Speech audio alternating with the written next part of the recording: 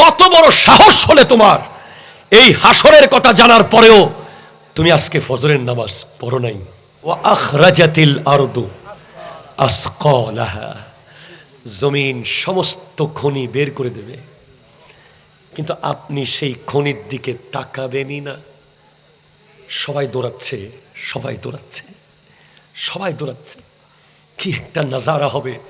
এমন দৃশ্য কেমনে যুব সমাজ ভুলে রয়েছে? এমন ব্যাপারটাকে কিসে ভুলিয়ে ফেললো? বড় বড় পালোয়ান, লিডার, ক্যাডার, গ্যাংস্টার, পাওয়ারফুল, ডানে 5টা মোটরসাইকেল, বামে 5টা মোটরসাইকেল ছাড়া যিনি এলাকায় চলে নাই, যিনি এলাকায় পা রাখলে এলাকার মানুষ তরতর করে কেঁপেছে, উনি সেদিন বাতাসে উড়বে পতঙ্গের মতো, পোকার মতো উড়তে থাকবে। ঠিক কিনা কথা বলে? আল কারিআতু মাল কারিআ ওয়া মা আদরাকা মাল কারিআ ইয়াউমা ইয়াকুনুন নাসু কাল ফারাশিল মাবসুস। পতঙ্গ, আপনি এখন ধান কেটে গিয়ে যদি একটা বাতাস মারেন স্পিডে, দেখবেন অনেকগুলো পোকা উঠতেছে। এই যে বাতির সামনে অনেকগুলো পোকা উঠতেছে, আপনি কিয়ামতের দিন দেখবেন মানুষ পোকার মতো উড়বে। ওয়াতাকুনুল জিবালু কাল ইহনিল মানফুস, বড় বড় পাহাড় তুলার মতো উঠতে থাকবে, তুলার মতো উঠতে থাকবে। এভারেস্টের মতো পাহাড়, কেওক্রাডেগ পাহাড়, রাঙ্গামাটির পাহাড়, কত বড় বড় পাহাড়, নিচের দিকে তাকালে নিঃশ্বাস বন্ধ হয়ে যায় ভয়ে। এই পাহাড়গুলো সেদিন তুলার মতো উড়বে। আজকে স্বর্ণের দাম 2,09,000 টাকা। একটা স্বর্ণের বিস্কিট আনার জন্য কত ফন্দি, কত কঠিন, কত কিছু করে এয়ারপোর্ট ক্রস করতে হয়। অথচ সেদিন ওয়া আখরাজাতিল আরদু আসকালাহা, জমিন সমস্ত খনি বের করে দেবে, কিন্তু আপনি সেই খনির দিকে তাকাবেনই না। সবাই দৌড়াচ্ছে, সবাই দৌড়াচ্ছে, সবাই দৌড়াচ্ছে। কি একটা নাজারা হবে! এমন দৃশ্য কেমনে যুব সমাজ ভুলে রয়েছে? এমন ব্যাপারটাকে কিসে ভুলিয়ে ফেললো? কত বড় সাহস হলে তোমার এই হাসরের কথা জানার পরেও তুমি আজকে ফজরের নামাজ পড়ো নাই? কত বড় সাহস, কত বড় বুকের পাটা! তোমার বুক কি কাঁপে নাই? তোমার কলিজা কি গলে যায় নাই ভয়ে? তুমি যে আজকে জোহরের নামাজ পড়ো নাই, তুমি আজকে আসরের নামাজ পড়ো নাই, তুমি আজকে মাগরিবের নামাজ পড়ো নাই, তুমি কি জানো ইবনুল জাওজি বুস্তানুল ওয়াইজিন কিতাবের মধ্যে লিখছেন, ওই পুলসিরাতে উঠার আগে মোট 60টা সিঁড়ি আগে উঠতে হবে। 60টা সিঁড়ি পার করেই পুলসিরাত। 60টা সিঁড়ির প্রথম সিঁড়িতে দাঁড়ানোর সাথে সাথে জিজ্ঞেস করা হবে গোটা জিন্দেগির নামাজের হিসাব।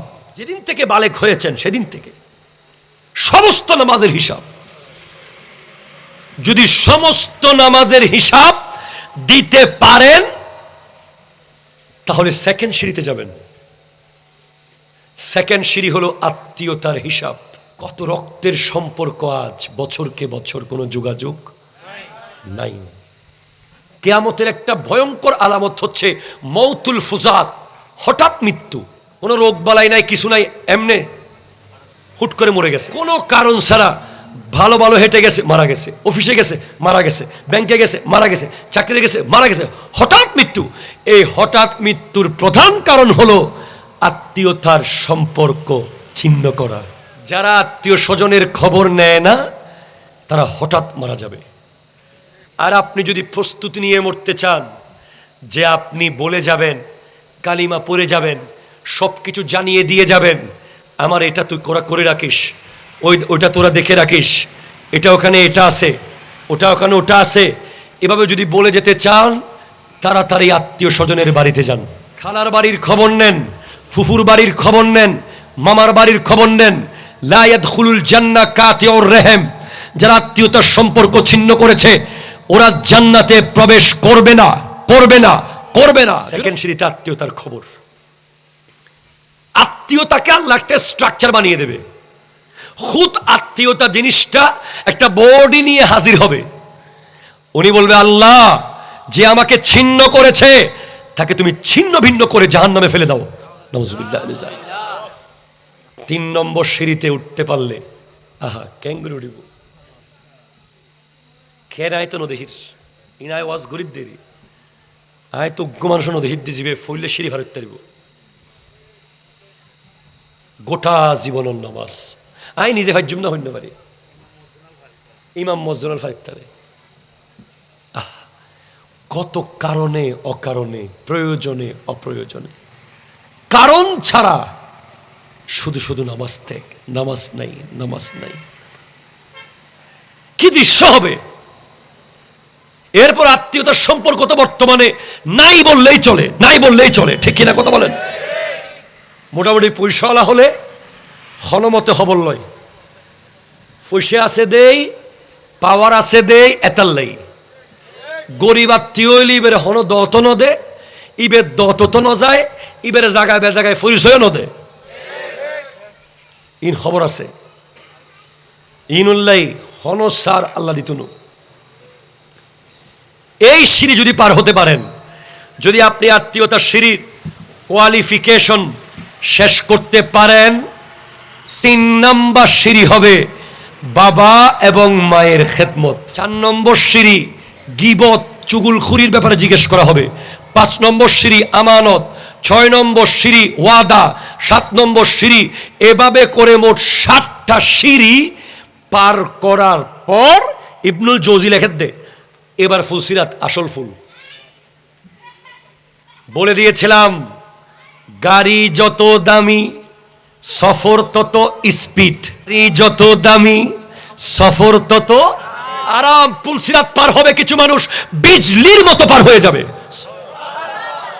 বিজলির মতো জাস্ট পা রেখেছে ওই পারে জান্নাত কারা পার হবে বিজলির মতো জানেন কারা কি করলে হুজুর বলেন কি করলে আমি পুলসিরাত বিজলির মতো 1500 বছরের রাস্তা 500 বছর উপরের দিকে 500 বছর নিচের দিকে 500 বছর সোজা যেটা জাহান্নামের ফেরেশতা মালিক গেটের দারোয়ানের একটা চুলের ভ্রু এটা পুলসিরাত এটা বিশাল পুল হয়েছে এটার নিচে যেই জাহান্নাম জ্বলছে 3000 বছর ধরে জ্বলছে ওখান থেকে সুদীরা পড়ে যাবে কিভাবে সুদীরা প্রথমে পা দিয়ে হাঁটবে পা দিয়ে হাঁটার পর পা দুটুকরো হয়ে যাবে এরপরে ওরা তো সিঁড়ি থেকেই পড়ে যাবে প্রথমে পা দুটুকরো হবে এরপর সে হাতের উপর ভর করবে হাত দুটুকরো হয়ে যাবে এরপর পেটের উপর ভর করে চলবে পেট দুটুকরো হয়ে জাহান্নামে নিক্ষিপ্ত হবে আর বিজলির মতো কে পার হবে জানেন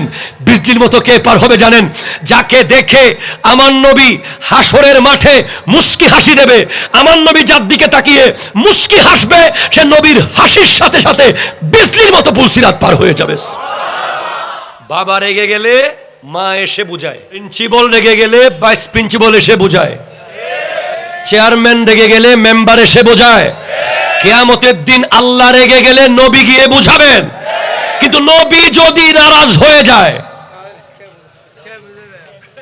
আর কেউ বুঝাবেন না আল্লাহ বুঝাবেন না खुदा जिसको पकड़े छुड़ा ले मोहम्मद सल्लल्लाहु अलैहि वसल्लम मगर नबी जिसको पकड़े छुड़ा नहीं सकता